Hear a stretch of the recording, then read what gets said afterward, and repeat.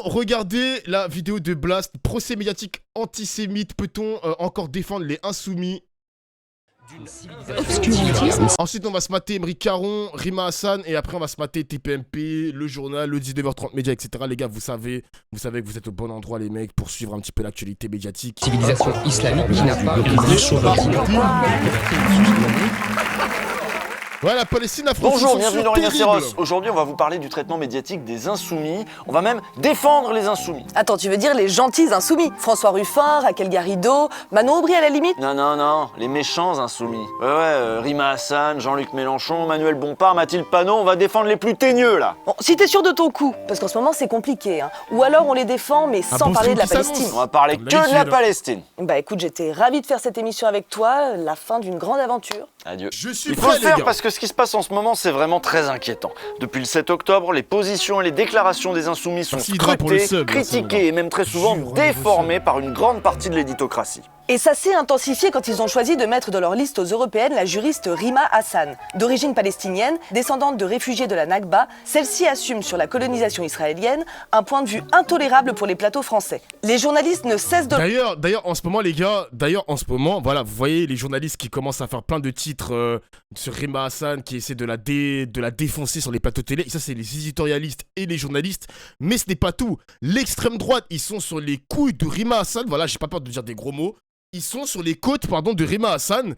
Et ils remettent en cause sa nationalité palestinienne en mode... Non, tu n'es pas palestinienne, tu es syrienne, arrête de dire n'importe quoi, etc., etc. Ah, c'est n'importe quoi, les gars.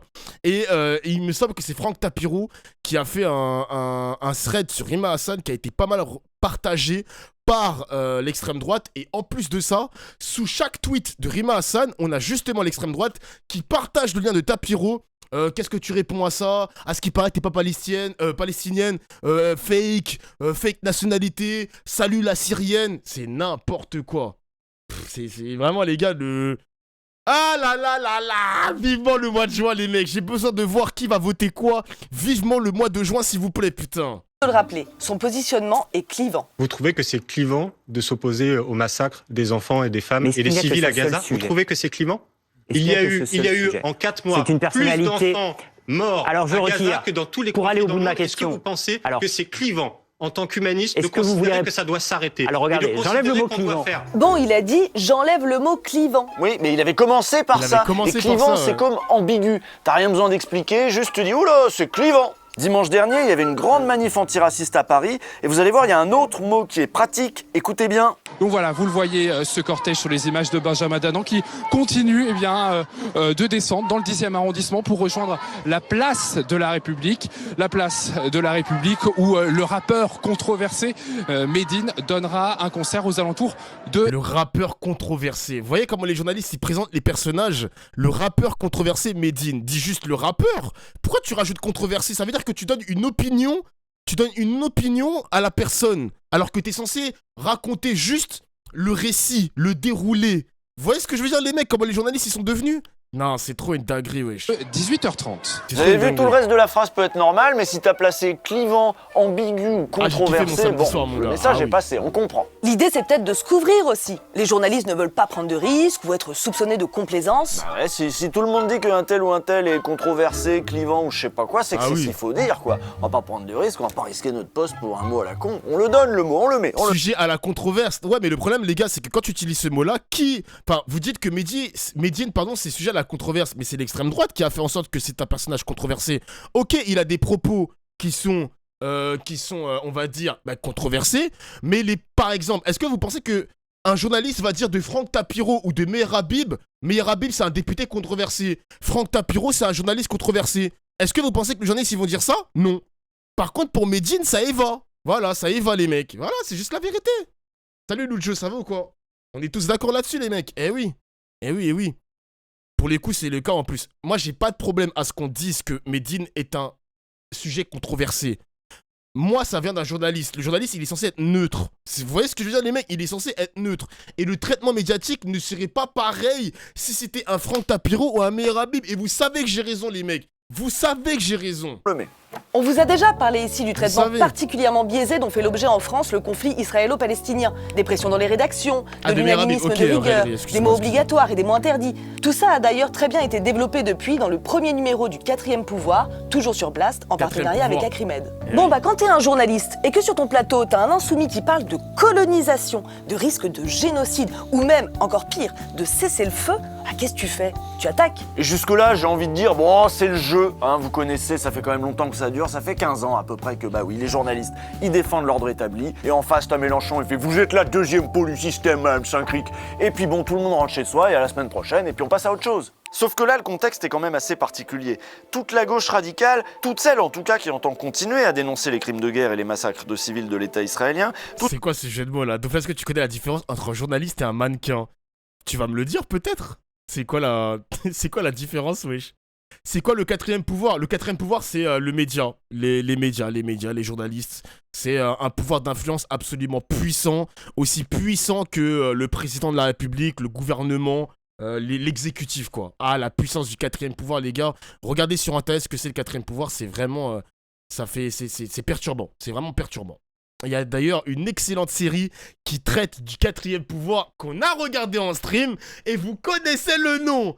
Vous connaissez le nom de cette série, les gars, ouais. Toute cette gauche-là est en train de subir une répression particulièrement zélée. Vous ajoutez à ça un harcèlement judiciaire avec le prétexte de l'apologie du terrorisme et un acharnement médiatique et politique qui a conduit à faire annuler des conférences sous des motifs divers, risque de troubles à l'ordre public par exemple. Notez que les manifestations de soutien à la Palestine avaient pendant des semaines été interdites pour le même motif, hein, sans que ça n'indique personne. Et là, on a l'impression que les annulations de meetings, les convocations par la police de candidats insoumis pendant la campagne, pareil, ça choque personne, en tout cas chez France Info. Je crois qu'il y a une volonté du pouvoir en place aujourd'hui de criminaliser les oppositions.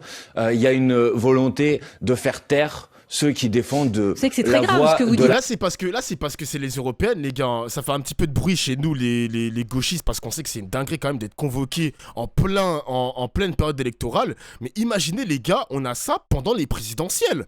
On a un Manuel Bompard convoqué par la justice pour des opinions en pleine campagne présidentielle. C'est une folie, gros, c'est une folie. Évidemment que ça va arranger le successeur de Macron, ça va arranger Marine Le Pen qui a littéralement le tapis rouge pour être élue, enfin, pour être la future présidente de la République française. Mais les gars, moi ça me choque. Même si c'est les élections européennes, ça me choque. Convoqué pour apologie du terrorisme, c'est n'importe quoi. Elle est en pleine campagne, ma gueule. Là ce matin. Oui, ce qui est très grave, c'est ce qui se passe. Ce qui est très grave, c'est ce qui se passe. Oui, j'assume de dire que c'est très très grave ce qu'il se passe. Salia Braclia lui dit que c'est très grave là ce qu'il vient de dire. C'est très grave de dire qu'on criminalise la gauche. Plus grave que de le faire apparemment. Non, parce que là c'est concret. Il y a des convocations, il y a des annulations de rencontres publiques. La manif antiraciste dont vous avez vu des images un peu plus tôt, pareil, elle avait été annulée. Puis après, l'annulation a été annulée, mais quand même quoi. Peut-être que ces procédures sont abusives. Par exemple, ce bon vieux Guillaume Meurice, là, il vient d'être relaxé. Lui, on l'avait accusé de provocation à la violence et à la haine antisémite et injures publiques à caractère antisémite suite à une blague sur la teub à Netanyahou. La plainte avait été déposée, entre autres, par l'Organisation juive européenne qui se vante d'avoir déposé un certain nombre de plaintes contre un certain nombre de pro-palestiniens. D'ailleurs, faut que je fasse attention à l'OJE, hein. Faut que je fasse attention parce que eux, ils portent plainte même contre des random influenceurs, hein. Moi, je me considère comme random influenceur. À tout moment, ils peuvent porter plainte contre moi, les gars. Donc, je vais commencer à faire attention à ces gars, hein. Ils ont porté plainte. L'OJE, c'est l'organisation juive européenne qui ont des proximités avec... Enfin, qui a, pardon, des proximités avec Netanyahou, avec le gouvernement d'extrême droite israélienne. Et ils commencent à porter plainte contre des randoms, gros. Ils ont porté plainte contre Guillaume, qui est moins random, évidemment, mais pour une bite. Parce qu'il a fait un sketch sur la bite de Netanyahou, son fameux prépuce. C'est une dinguerie, gros. Bon, il a été relaxé, certes, mais wesh, tu ouvres ton courrier, tu vois un courrier du ministère de la Justice, bah tu te chies dessus un petit peu quand même. Tu te chies dessus un petit peu, genre vraiment. Et ces mecs-là, ils ont porté plainte contre Rima Hassan, ils ont porté plainte contre Jean-Luc Mélenchon, enfin, ils ont déposé des recours, quoi, et contre Mathilde Panot. N'importe quoi, mec, n'importe quoi. Tu vas te faire soulever Pagès aussi, je sais pas qui est Pagès.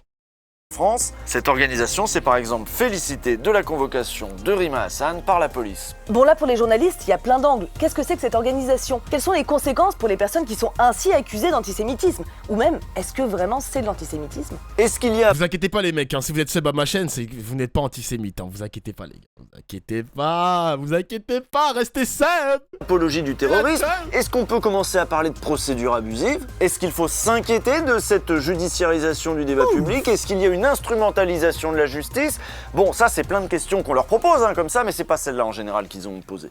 On doit pouvoir dénoncer les actions inacceptables de l'armée israélienne à Gaza sans être poursuivi par la police ou par la justice. Pour que les auditeurs et les téléspectateurs puissent comprendre, parmi les déclarations qui sont reprochées à Rima Hassan, elle a déclaré donc aux médias en ligne Le Crayon, elle avait répondu vrai à l'affirmation « Le Hamas mène-t-il une action légitime ?» Elle a répondu « vrai ». Bon, si on s'arrête là, en effet, on se dit quoi? On se dit que Rima Hassan a dit que le 7 octobre, c'était bien légitime, que les méthodes terroristes, là, pareil, du Hamas, c'était légitime. Or, elle n'a pas dit ça. Mais on s'arrête à légitime. La chaîne Le Crayon a coupé tout son raisonnement. Donc pour elle, Rima Hassan a dit « Le Hamas est légitime, le Hamas c'est le 7 octobre, donc tout ça c'est de l'apologie du terrorisme. » Manuel Bompard, démerde-toi avec ça. Or là, elle parle en l'occurrence en faisant référence à 2 résolutions de l'Organisation des Nations Unies, 2 résolutions de l'ONU, qui reconnaissent de manière générale la légitimité des groupes palestiniens dans la lutte pour l'autodétermination du peuple palestinien. Et notamment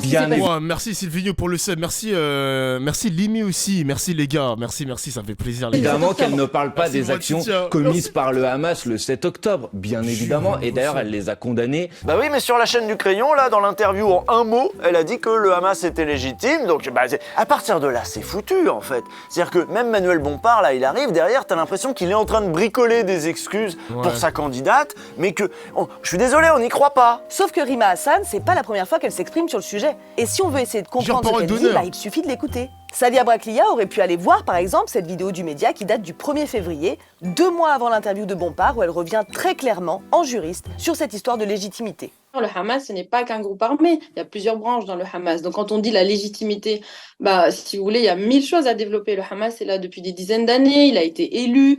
L'existence même d'un groupe en tant que tel qui serait armé ou d'un groupe politique qui serait dans une logique de lutte armée est consacrée par le droit international. Néanmoins, la manière dont il va opérer, ça tombe sous les lois. Mais s'il vous plaît, les journalistes, faites un effort, hein. Accusation d'antisémitisme. S'il vous plaît, je vous en supplie les gars, par pitié. Le coup des lois internationales. Et c'est exactement ce que je dis dans l'interview qui dure 1h30, où je dis que ce que a fait le Hamas le 7 octobre peut être caractérisé de différentes manières, puisque ce sont des actions qui tombent sous le coup des lois internationales, en crimes de guerre, en crimes contre l'humanité et en attaque terroriste. Et tout cet extrait-là n'est pas diffusé. Et donc, on s'arrête sur cette question de la légitimité. Bon, là, c'est déjà beaucoup plus clair, non? C'est déjà beaucoup plus clair que les explications de Bompard. Vous, là, ça vous a pris 1 minute de votre temps. Pourquoi la journaliste de France Info, dont c'est le boulot, n'a pas pris ce temps? Bah voilà, elle s'est contentée de reprendre le petit extrait tronqué. Elle n'a pas travaillé et elle a présenté ça pour dire, apologie du terrorisme, elle a quand même dit ça. Elle a quand même dit Hamas légitime. Mais en fait, on est où, là? Nous, on est un peu exigeants, hein, vous savez, avec le service public. C'est parce que oui, normalement, ici, on n'est pas sur CNews, on travaille pas comme ça. Parce que si on se met à rien foutre... Mais voyez, les gars, j'avais dit il y a 2 semaines que le journalisme et le terrorisme, ça flirte un peu. La frontière, elle est poreuse. C'est limite quand même, c'est très limite, le journalisme et le terrorisme. Ils sont là pour nous séparer, pour nous diviser, c'est n'importe quoi. La journaliste du service public, elle a pas fait son travail, et ça va continuer à traiter Rima Hassan de complaisance avec le Hamas ou de groupe terroriste ou apologie de je sais pas quoi. Mec, je suis désolé, c'est abusé. Dose, ben non, je ne vais pas doser. J'ai refait le tweet aujourd'hui, je l'ai littéralement refait, et c'est pas normal ce que font les journalistes. Ce n'est pas normal. Donc moi, je suis désolé, je le redis, le journalisme et le terrorisme, la frontière, elle est très très très fine. Voilà. Du terrorisme intellectuel. Moi, j'appelle ça le terrorisme journalistique. Mais on me dit qu'on appelle ça plus facilement le terrorisme intellectuel. Oui, c'est ça. Ils sont là pour nous diviser. Donc les suceurs de journalistes, alors que moi-même je voulais être journaliste, je suis littéralement dégoûté du métier. Allez tous vous faire enculer 80% des journalistes, sauf les 20% que je vous aime bien. Mais c'est pas normal ce que font les journalistes. C'est pas normal. À pas bosser les sujets. La seule différence d'un journaliste et d'un terroriste, c'est que le journaliste ne tue pas. Voilà, c'est tout. C'est la seule différence, hein. La seule différence, c'est le meurtre. Voilà, c'est tout. J'ai à juste tomber dans l'accusation facile, bah à ce moment-là, oui, qu'est-ce qui différencie un plateau de France Info d'un plateau de CNews? Je pose la question. Quand Rima Hassan dit que c'est légitime le Hamas, je trouve que c'est pire effectivement que d'avoir acheté un costume. Mais elle a vraiment dit que c'était légitime. Oui, la question lui est posée, critiquons. Mais non, mais il a pas fait son travail, il a dit bah oui, bah non. Si t'écoutes tout l'extrême, monsieur Pascal Praud, toi aussi tu n'as pas fait ton travail. Non, elle a pas dit ça comme ça. Pas sous cette forme en tout cas. Ça s'appelle apologie du terrorisme. Mais bon, Pascal Praud, voilà. C'est Pascal Praud, on n'attendait rien. Oui, mais sur France Inter, la matinale la plus écoutée de France, comment elle était reçue, Rima Hassan? Est-ce qu'elle a taffé Sonia De Villers? Ou est-ce qu'elle va se contenter d'accusations d'antisémitisme et d'apologie du terrorisme qu'elle va maquiller en question? Eh ben, elle va lui demander de s'expliquer sur un slogan. De la mer au Jourdain. Qu'est-ce que c'est que ça? Est-ce que ça veut dire l'éradication totale d'Israël? Voilà, écoutez ça, hein. Quelle est l'origine du slogan? Écoutez bien ces moments-là, les mecs. Tout ce qu'on a fait depuis le 7 octobre, les gars, pour ceux qui ont suivi mes streams, écoutez bien ce passage-là. Voir le massacre des Juifs. Ce à quoi Rima Hassan va répondre: j'ai déjà répondu, tout ce que je dis, il suffit d'aller l'écouter. C'est dans plein d'interviews que j'ai faites. Mais c'est la première fois que vous venez sur France Bien Inter. Bien sûr, mais c'est important. Oui, bien sûr, et c'est important pour les gens qui nous écoutent de leur dire que tout ceci est accessible. C'est-à-dire qu'ils peuvent même le lire dans les entretiens que j'ai fait en presse écrite. Le prisme qui est les miens, j'en ai déjà parlé. J'ai travaillé sur l'apartheid depuis 2015. Une égalité de droit, mais qui efface l'État d'Israël. Non, jamais. Non. Et je l'ai dit, même dans Libération, dans Mediapart, que c'est absolument pas une logique anti-israélienne. Et d'ailleurs, même, je trouve assez incroyable d'être attaqué pour, in fine, une revendication politique qui consiste à dire que je veux une cohabitation totale. C'est-à-dire que moi... Je pense qu'ils savent très bien ce qu'ils font, c'est pas du manque de travail journalistique. Ah oui, bien sûr que quand ils font pas leur travail, ils le font exprès, les mecs, hein. Moi, je pense que Pascal Praud, il a écouté tout l'extrait, et il a volontairement tronqué l'extrait pour descendre sur du terrorisme intellectuel, encore une fois, les mecs. Il sait très bien ce qu'il fait. Et le souci, c'est que, à la limite, ça arrive sur CNews. Vas-y, on a habitué les mecs, chaîne raciste, chaîne avec des opinions bien tranchées, etc. Mais ça tombe sur le service public, c'est encore plus problématique. C'est encore plus problématique, les gars, que ça tombe sur le service public. Excusez-moi. Je suis désolé, les gars. C'est une dinguerie. C'est vraiment une dinguerie. Mon idéal, ce n'est pas d'avoir des frontières entre les Israéliens et les Palestiniens, ce n'est pas d'avoir une logique démographique de séparation entre les Israéliens et les Palestiniens pour ce qu'ils sont, c'est une cohabitation totale. Vous avez entendu la position assez claire de Rima Hassan, vous avez peut-être entendu la remarque de Sonia De Villers, non mais on veut savoir à qui on a affaire. Comment elle parle? On est où là? Elle est direct dans la suspicion en fait. Elle est vraiment une insoumise, elle est pro-Palestine, on sait pas, on veut savoir. Est-ce que c'est le rôle de France Inter de relayer des accusations sans les avoir vérifiées? Et est-ce que c'est le rôle de France Inter d'inviter des gens sans savoir ce qu'ils vont dire? Vous imaginez si Rima Hassan était vraiment antisémite?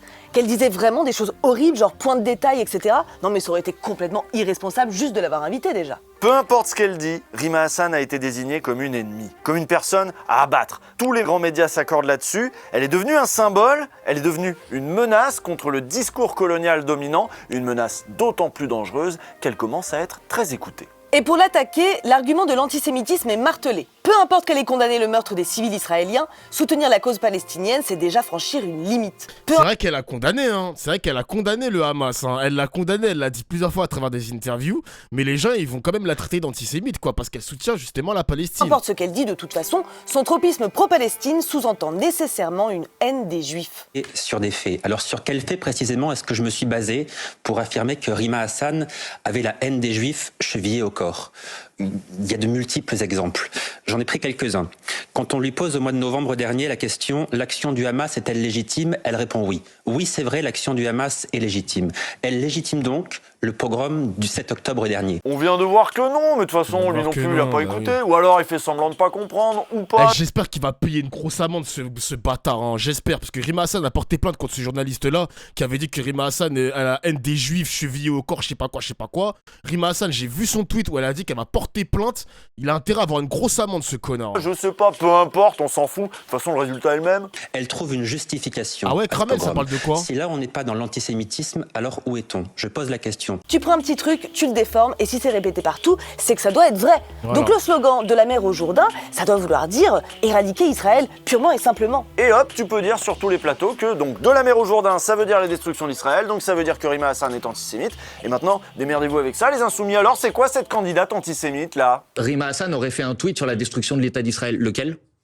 Il n'y en a aucun. Donc il ne faut pas raconter n'importe quoi comme ça sur les gens, il ne faut pas salir les gens comme ça. Rima Hassan a toujours dit les choses très claires. Elle a dit, moi, mon idéal, c'est un État binational, c'est-à-dire une cohabitation complète. Elle n'a jamais été un peu ambiguë sur ça. Elle n'a jamais été un peu ambiguë. Vous voyez, quand ils disent ambigu, c'est qu'il n'y a rien de concret derrière. Hein. Oh, c'est ambigu. Ouais, bah fais gaffe, parce que là, tu commences à devenir clivante à force d'être controversée. Hein, parce que dire que c'est ambigu d'utiliser le terme ambigu, moi, je trouve ça un peu ambigu aussi. Mais attention, il y a mieux que de demander à... Putain, mais j'ai jamais regardé les émissions de Usul, j'ai vu des extraits par-ci par-là, ses tweets, etc.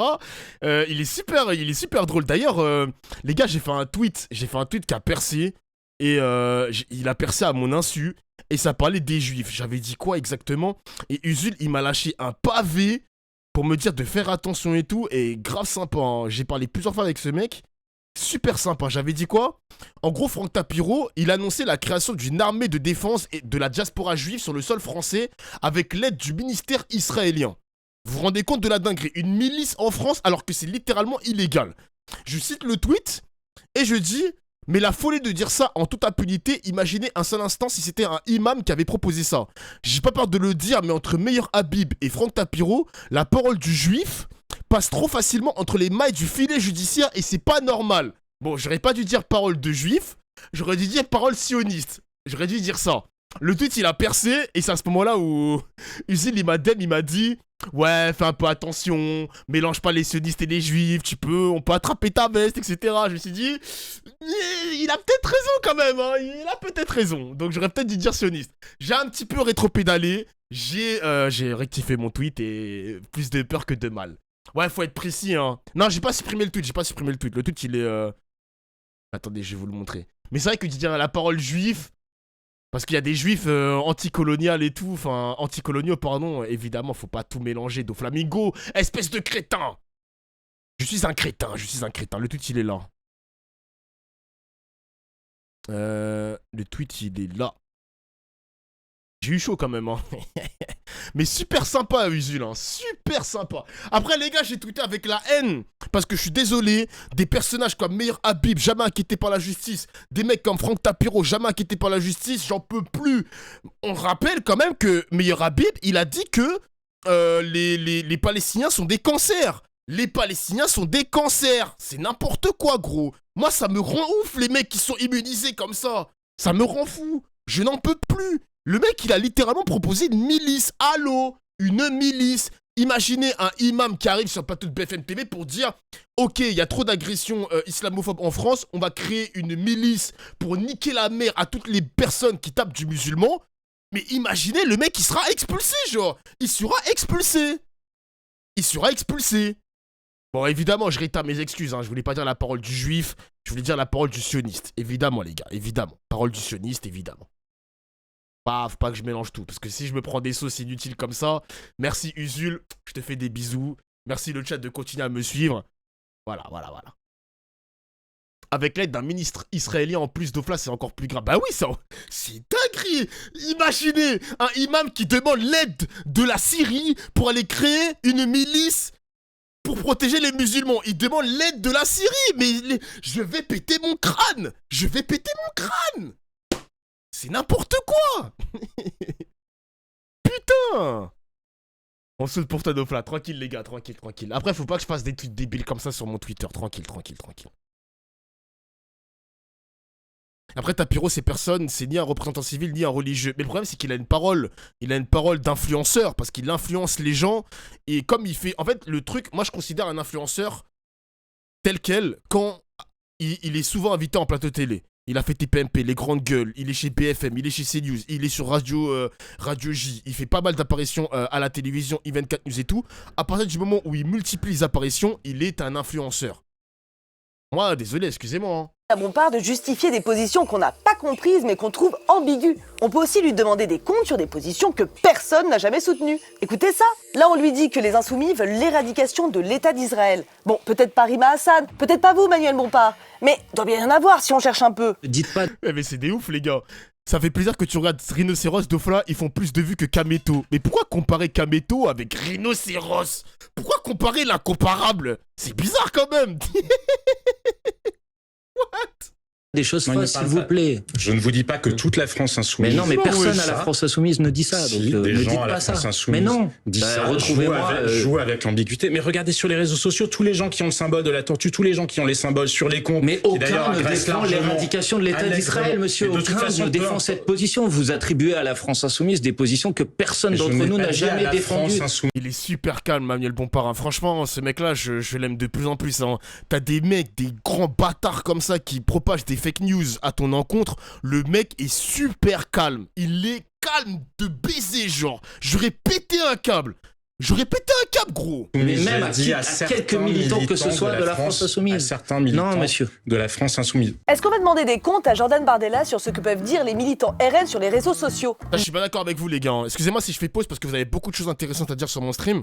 Honnêtement, je trouve ça terrifiant à quel point la manipulation des informations par les grands médias dans l'objectif de manipuler les masses est à la limite de la dystopie.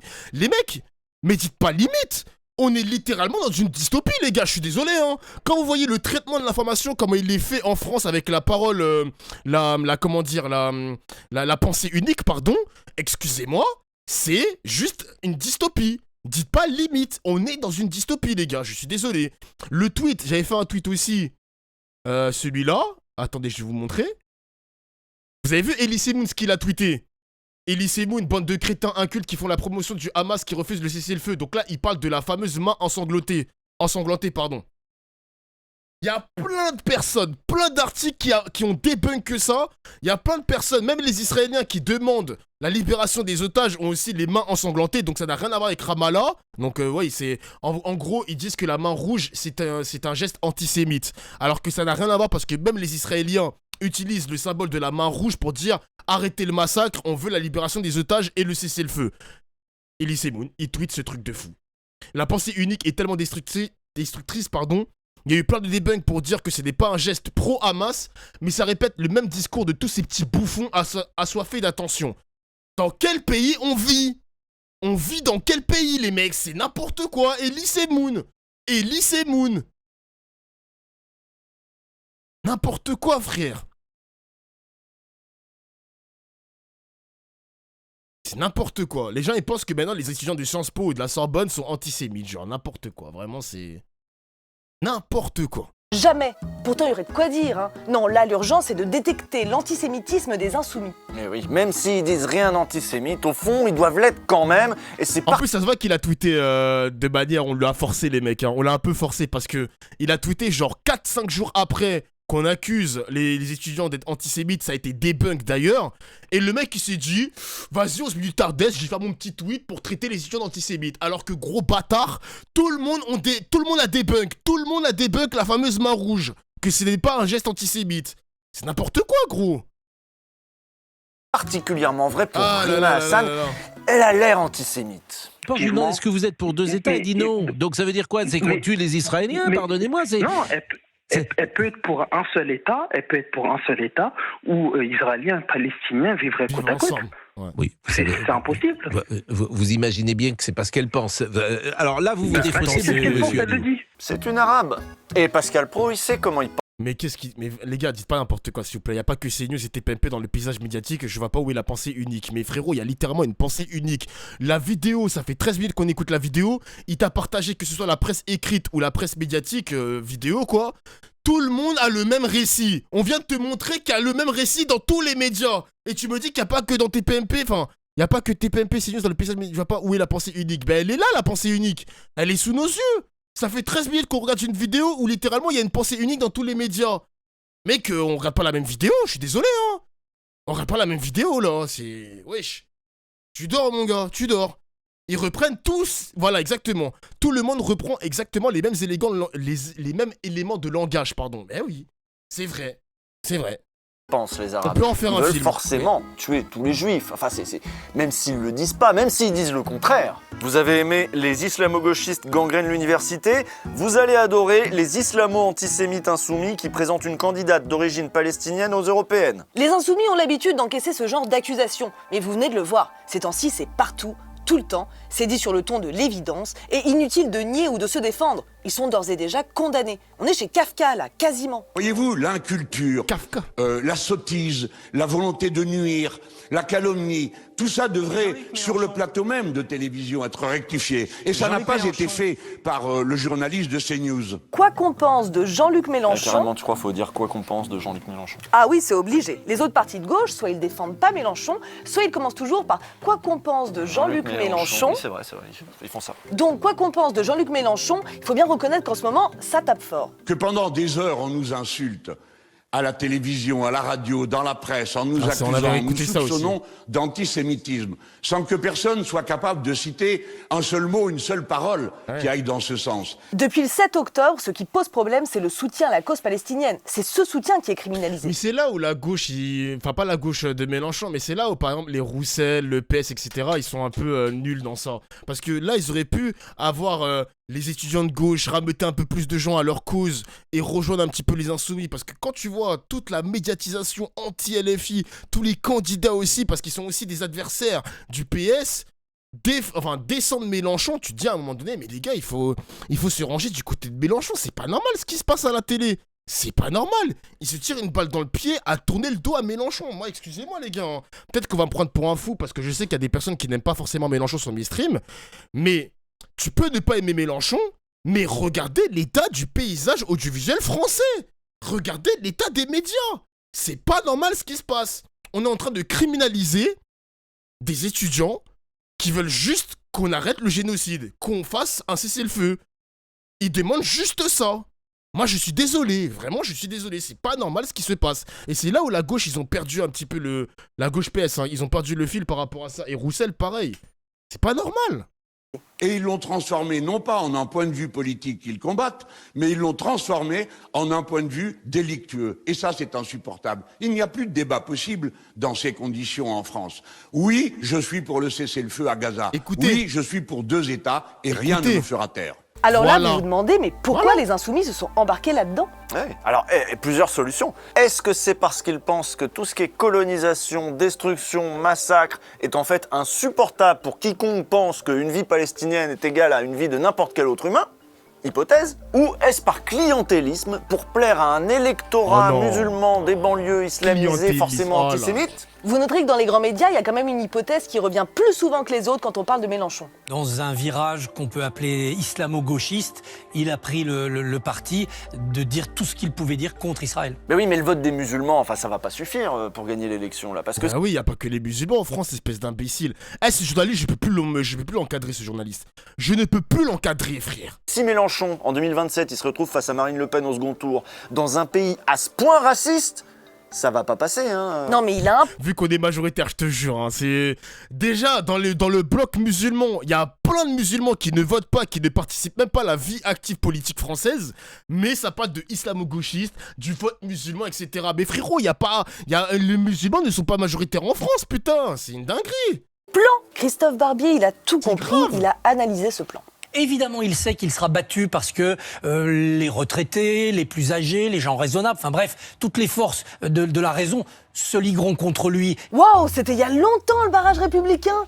Maintenant, quand on est raisonnable, quand on est dans le camp de la raison, on vote Le Pen. Ouais, c'est chaud, hein, c'est chaud. Mais du coup, c'est quoi le plan là? Parce que là, dans ce plan-là, on perd. Là, c'est quoi du coup le plan secret de Mélenchon, de l'infâme Mélenchon? Décrypte-nous Mélenchon, Barbier. Et comme au deuxième tour, on élimine, eh bien ça fera la victoire de Marine Le Pen. Mais il pense que cette victoire aura une vertu. C'est de dresser d'un seul coup une force révolutionnaire issue en partie d'une avant-garde estudiantine, militante, mais en grande partie de ces nouveaux prolétaires délaissés que sont les populations pauvres et déracinées des banlieues de l'islam, et que ces populations vont établir la révolution par la rue. Des banlieues de l'islam, mais c'est quoi cette analyse? C'est quoi ce réquisitoire qui nous fait là? C'est Ryo Sensei niveau théorie, je te jure. C'est quoi cette théorie de merde? Que lui n'y arrivera pas par les urnes. Ah, on y est, la fameuse guerre civile. Vous connaissez le refrain. C'est ça le plan. Et il reprend les thèmes de Zemmour, hein, parce que c'est Zemmour qui pense qu'il y aura une guerre civile. Hein. On a Barbier qui reprend du Zemmour. Jean-Luc, la guerre civile raciale et la prise du pouvoir par la force. Bon, ça y est, tout le monde a vu Dune. C'est plus clair. Voilà, le plan de Jean-Luc pour battre les méchants, pour battre les bourgeois et leurs flics, c'est d'aller recruter des hordes de militants fanatiques, d'aller les recruter dans les quartiers populaires arabisants. C'est en tout cas la prophétie de Christophe Barbier. Et vous me dites les cités populaires pour une raison bien précise. C'est parce que vous n'osez pas dire ni assumer votre islamophobie fondamentale. C'est-à-dire que vous pensez quartier populaire égale musulman, musulman égale antisémite. Ça prouve que vous ne connaissez rien à l'islam, ce qui ne nous étonne pas, mais deuxièmement que vous ne nous connaissez pas. Vous ne savez pas qui nous sommes. Ce qui est fou, c'est que l'hypothèse selon laquelle les insoumis seraient républicains, seraient pour davantage d'égalité, seraient pour la justice, et le tout dans le respect des lois, cette hypothèse a été balayée depuis longtemps. Elle paraît même naïve. Mélenchon a forcément des intentions cachées, comme Rima Hassan. Wesh, la musique, je vais péter un câble, c'est pas une musique de jeu vidéo ça. Importe ce que disent ces deux-là, ils mentent. Il faut aller dire à la télé et à la radio ce qu'ils pensent vraiment. Il faut exposer leurs plans secrets, même si ce ne sont que des élucubrations basées sur rien de concret. Il veut que ce second tour, Le Pen-Mélenchon en 2027, donne une élection totale de Le Pen, une vague lepéniste aux législatives, mais que ça provoque un choc, un électrochoc dans la société et qu'on voit la France des banlieues attaquer la France des centres-villes, bourgeois, des retraités qui auront voté Le Pen. Mais c'est quoi ces théories? Mais ce mec-là, mais moi je suis complotiste les gars, mais ce mec-là, depuis qu'il travaille chez Radio J, il est devenu bizarre, Barbier.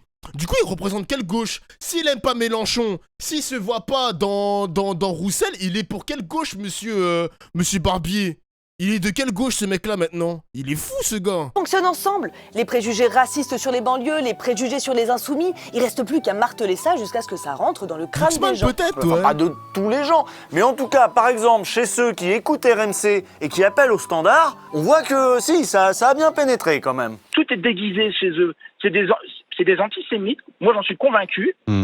Ah ouais. J'en suis convaincu. Et déguisant en s'ils le sont, ils seront condamnés par la loi. Mais oui, il faut pas... et d'ailleurs, je vais vous dire... Non, c'est pas le fait de l'être qui est condamnable, c'est le fait... David, David, qui traite Mélenchon d'antisémite, David, bizarre le prénom, Le fait de l'exprimer.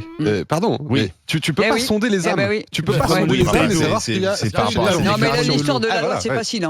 Oui, mais il faut rester sur la loi. Si on commence à dire oui, je te vois, j'ai l'impression que, etc. Mais alors à ce moment-là, Marine Le Pen qui ne tient aucun propos raciste, le RN n'est pas un parti raciste. Mais ok, allons-y alors. Allons-y, je suis d'accord. Ouais, je dose, bizarre de dire ça.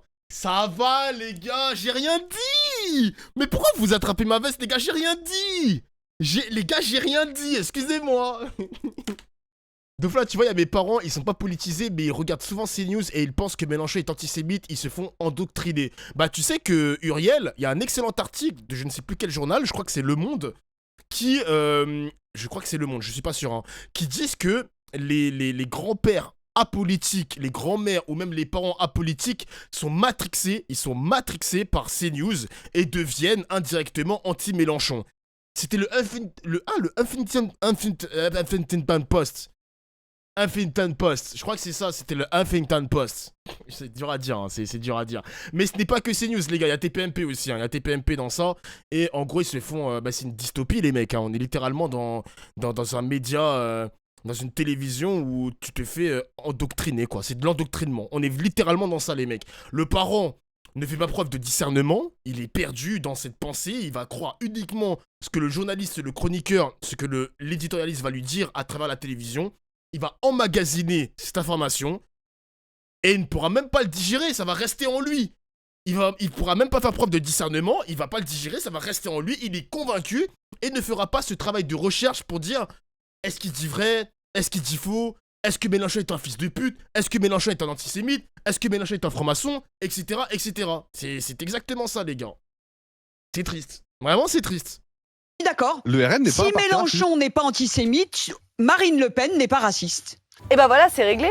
Si Zora Bittan, elle est persuadée que Mélenchon est antisémite, ça veut dire qu'elle sait que Marine Le Pen est raciste. Parce que là, oui, je veux bien faire semblant que Mélenchon n'a rien contre les juifs, mais alors vous devrez tous faire semblant que Marine Le Pen n'est pas une raciste, qu'elle n'a pas un parti de racistes fondé par des racistes, avec des militants racistes et un gros daron raciste, tout le monde fait semblant. Bah tout le monde fait déjà bien semblant, je trouve, moi. Oui, alors je suis un peu perdu là, mais oui, je crois, oui. En tout cas, les médias qui ont choisi de taper sur Rima Hassan font un beau cadeau à la mère Le Pen. D'ailleurs, ils se permettent même de lui demander son avis sur les tweets de la candidate insoumise. Genre maintenant, c'est une experte pour débusquer le racisme et l'antisémitisme. C'est incroyable. Dans le moins qu'on puisse dire, c'est que les positions qui visent à la disparition de l'État d'Israël sont potentiellement condamnables. Non, franchement, les gars, c'est là où on se rend compte que la France est partie en couille. quand t'as un journaliste qui demande à Marine Le Pen si Rima Hassan est antisémite ou raciste ou je ne sais pas quoi, c'est que vraiment le pays est parti en couille. Le pays est parti en couille, mesdames et messieurs. Je vous jure que le pays est parti en couille. Bref. Vas-y, bref. D'accord, pénalement. Bon, c'est peut-être ça qu'il aurait fallu faire d'ailleurs. C'est poursuivre le tweet qu'elle a fait et la faire condamner pénalement. Et tout le monde est d'accord finalement. Les macronistes bien évidemment, mais même certains alliés des Insoumis, comme le socialiste Jérôme Guedj, qui au moment où il est question d'interdire un meeting de Mélenchon et Hassan, choisit de hurler avec les loups. Cette fois, le problème, c'est un logo. Un tout petit logo sur l'affiche. À droite de cette affiche pour ce meeting, il y a un petit logo où il y a écrit Palestine libre. Voilà. Et Palestine libre, il y a une carte. En réalité, une carte d'Israël avec écrit dessus Palestine libre. Donc, vous voyez, quand on a des gens qui continuent volonté de rayer Israël de la écoutez, carte. Moi, je suis pas parano, mais quand même. Donc voilà, lui aussi le dit. Il dit comme Pascal Praud, il dit comme Sonia De Villers, il dit que la Palestine libre, ça veut forcément dire l'éradication de l'État d'Israël et pourquoi pas le massacre des Juifs. Ou alors à l'inverse, c'est parce que lui aussi le dit, en plus des macronistes et de l'extrême droite, que l'hypothèse devient crédible pour quelqu'un comme Sonia De Villers de France Inter. Et c'est pour ça d'ailleurs que Mélenchon, qui connaît Jérôme Guedj depuis des décennies, lui en veut particulièrement. Mais si c'était pas ça, ce serait autre chose. Par exemple, ce président d'université qui a finalement fait annuler la conférence la semaine dernière, Jean-Luc, il a comparé son manque de courage, sa servilité, son obéissance pleutre à celle des fonctionnaires français qui s'étaient contentés d'obéir aux ordres sous l'occupation. Il s'est référé à Hannah Arendt, à la banalité du mal, il a évoqué Eichmann. On vous remet l'extrait. Moi, je n'ai rien fait, disait Eichmann. Je n'ai fait qu'obéir à la loi telle qu'elle était dans mon pays. Alors ils disent qu'ils obéissent à la loi.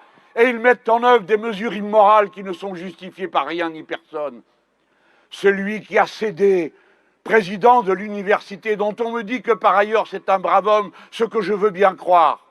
Mais à l'instant où il avait à décider, il n'était plus un brave homme singulier, il était le président d'une université, c'est-à-dire d'un lieu de la liberté de l'esprit, où il faut, quoi qu'il en coûte, tenir bon pour la liberté. Bon, quoi qu'on pense de Jean-Luc Mélenchon... Ah oui, non, là, vaut mieux, oui.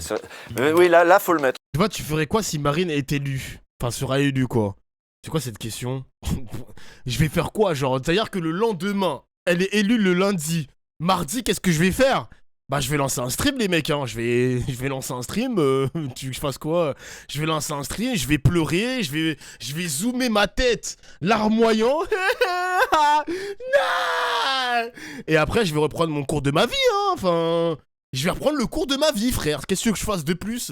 Là, j'avoue. Quoi qu'on pense de Jean-Luc Mélenchon et de sa comparaison, à la suite de cette déclaration, il y a quelque chose qui nous a sauté aux yeux, c'est qu'il n'était plus question que de ça. Cette petite phrase sur Eichmann. Sur les plateaux, on faisait à peine semblant de s'inquiéter de l'annulation d'un meeting de la principale force d'opposition de gauche de ce pays et de ce qu'elle avait de scandaleux. Le sujet, c'était devenu la phrase de Mélenchon et tout le monde s'est mis à faire semblant d'avoir lu Hannah Arendt. Et il a dit, en citant les travaux de Hannah Arendt, il a alerté sur le fait que parfois, par respect des ordres qui sont donnés, on accepte petit à petit des remises en cause de libertés fondamentales. Est-ce que, voilà, la question c'est est-ce que cette comparaison avait lieu d'être? Et qu'il faut le refuser. Bah oui, puisqu'on est précisément dans une situation dans laquelle vous avez un président d'université qui, sous la pression des oppositions politiques, décide d'empêcher une formation politique d'opposition de pouvoir s'exprimer. Non, je dis pas que c'est maladroit, je dis que c'est scandaleux de nous avoir empêchés de tenir cette conférence et que ça devrait alerter tous les démocrates dans ce pays. Bah oui, mais non, ça alerte personne. Ça alerte personne. On est rendu à un moment où on commence à se demander s'ils vont pas dissoudre la France insoumise en fait. Bah en même temps, s'ils sont antisémites, ils provoquent des troubles à l'ordre public, etc. Oui, à un moment la question elle va se poser. D'ailleurs vous avez... C'est vrai que la question elle va se poser les mecs, parce que je vous rappelle que la France insoumise n'est pas un parti politique mais un mouvement. Donc un mouvement tu peux le dissoudre, hein, comme le soulèvement de la terre, comme Génération Identitaire, etc. hein, donc... La question sera peut-être lâchée par un membre du gouvernement, par un journaliste, par un édito, par Pascal Praud. On n'en sait rien, les gars. Hein. Vous avez vu depuis le 7 octobre, elle s'est déjà posée pour le NPA plusieurs fois. Est-ce qu'effectivement, aujourd'hui, il faut poser la question de la dissolution du NPA? Est-ce qu'il faut interdire le NPA? Écoutez, en tout cas, je pense que la question de cette dissolution se pose. Et puis, il faudrait pas oublier Révolution Permanente, une scission du NPA. Un de ses porte-parole, Anas Kazib, a lui aussi tenu des positions que n'approuve pas Christophe Barbier et qu'il se permet donc de déformer au point où ça en est même insultant, en fait. Je suis solidaire d'Anas Kazib qui est criminalisé pour son soutien à la Palestine. Oui, pas à la Palestine, au Hamas, aux attaques du 7 octobre terroristes, aux viols de femmes, aux assassinats, aux meurtres d'enfants. Il est solidaire de cela et vous êtes solidaire de lui. C'est bien ça que j'ai... Ouah, mais c'est un ouf, Putain, les gars, je suis... Il n'y a plus de limite dans les mots choisis. Ils savent très bien ce qu'ils font en poussant... C'est abusé, comment c'est trop puissant. C'est vraiment un rouleau compresseur, les médias. C'est un rouleau compresseur, les gars, j'en peux plus. Toujours plus loin, ces accusations infondées. La gauche est totalement criminalisée, alors à partir de là, oui, on convoque pour apologie du terrorisme, on convoque pour antisémitisme et personne ne réagit. C'est quoi la suite? Personne réagit. Ce qu'on vit en ce moment, c'est une étrange défaite. Une défaite de la vérité, de la pensée, de l'honnêteté. Et les grands médias sont au cœur du problème. Vous l'avez vu, il y a un narratif raciste d'ailleurs. En vrai, à force de regarder ça, de fois, ça donne envie de faire des dingueries. Les mecs, la seule dinguerie que vous pouvez faire, c'est d'aller voter, les mecs. Il faut voter, je vous jure, les gars, il faut aller voter. Si vous ne votez pas, les gens vont voter à votre place. Les gars, je vous le répète, je le redis tous les jours en stream. L'extrême droite, ces grands fils de pute, ils partent voter. Ils partent voter, ces mecs-là prennent le temps d'aller dans les urnes. Pourquoi pas vous? Pourquoi pas vous, les mecs? Allez voter. Il faut faire un vote de sanction. Ces mecs-là, ils partent voter. Les mecs qui disent « Ouais, sale arabe de merde, ferme ta gueule, sale noir », ils prennent le temps d'aller voter. Pourquoi les racistes, ils vont voter et pas nous? Pourquoi pas nous? Pourquoi pas nous? Pourquoi les racistes ont le droit de vote et pas nous? Allez voter au lieu d'être abstentionnistes. Oh, allez voter, ce B. C'est le seul moyen, les mecs. Voter pour qui? Il n'y a que des nullards à gauche. Bah non, mais tu votes à gauche. Mais moi, je comprends pas votre truc, les gars. Faut aller voter à gauche parce que déjà, c'est une élection européenne. Donc, il y aura d'autres blocs de gauche de tous les pays de l'Union européenne qui ont aussi leur programme et qui vont essayer d'harmoniser le programme avec celui de Madame Aubry. Donc, je suis désolé, les gars, mais c'est pas que Mélenchon. Il y a tout un programme dans l'Union européenne de gauche qu'il faut aller voter. C'est tout, c'est comme ça, wesh. Excusez-moi, les gars. Et puis... Désolé, il faut aussi un vote sanction. Parce que par exemple, les Antillais, ils ont fait quoi? Ils ont voté Marine Le Pen pour sanctionner Emmanuel Macron de sa politique. Ok, très bien. Mais si vous avez peur qu'il y ait une montée de l'extrême droite dans la France, ou pour même 2027, il faut redécider les cartes, aller voter pour la gauche pour montrer non, non, l'extrême droite, vous n'avez pas le tapis rouge, vous n'avez pas cette automaticité d'être élu au pouvoir en 2027. Non, ce n'est pas terminé. Ce n'est pas fini, donc c'est pour ça qu'il faut voter à gauche. Voilà. Pour leur montrer, non, ce n'est pas fini. Vous n'avez pas carte blanche, genre. Ce narratif, en effet, on le retrouve sur CNews, on le retrouve sur France Inter, France Info, partout en fait. C'est le récit dominant. Et ce récit, il est largement accompagné, voire devancé parfois par les journalistes. Les journalistes qui devraient pourtant nous aider à y voir plus clair. Et là, je voudrais vraiment finir là-dessus. Quoi qu'on pense de Jean-Luc Mélenchon. Ah bah tu vois. Ouais, mais là c'est grave, faut vraiment le dire. Vraiment, Je pense qu'il y aura toujours de la fraude. Évidemment, il y aura toujours un petit peu de fraude et tout. Mais je pense pas qu'on est le genre de pays à faire de la fraude massive à la Russie, à la je sais pas quoi, quel autre pays où il y a de la fraude de masse comme ça. Je pense pas. Moi, je pense pas qu'on est dans un pays comme ça. Un pays... Non. Qu'on pense de Jean-Luc Mélenchon, ce qu'il faut regarder à la loupe, c'est ce dont on vous a parlé aujourd'hui. Ce sont les interdictions par les préfectures, par les universités. C'est ce climat de chasse aux sorcières, en fait, qui est hyper inquiétant pour la suite. Et c'est sur du Mélenchon et du Hannah Arendt qu'on va conclure cet épisode de Rhinocéros. Quoi qu'on pense de Rhinocéros. Et Hannah Arendt, elle explique ça, elle dit « Quand on ment tout le temps, on ne convainc pas les gens des mensonges. C'est pas vrai. Simplement, on les convainc que tout est un mensonge. Et si tout est un mensonge, alors on ne peut plus penser. Puisqu'on n'entend qu'une seule voix, la voix du mensonge. Et que les mots sont travestis. Allez, on lâche rien, ni la lutte, ni l'espoir, ni la démocratie, ni la critique des médias, parce qu'elle est essentielle, surtout quand, comme en ce moment, tout part en rhinocéros comme ça, là. À dimanche prochain. Excellente vidéo.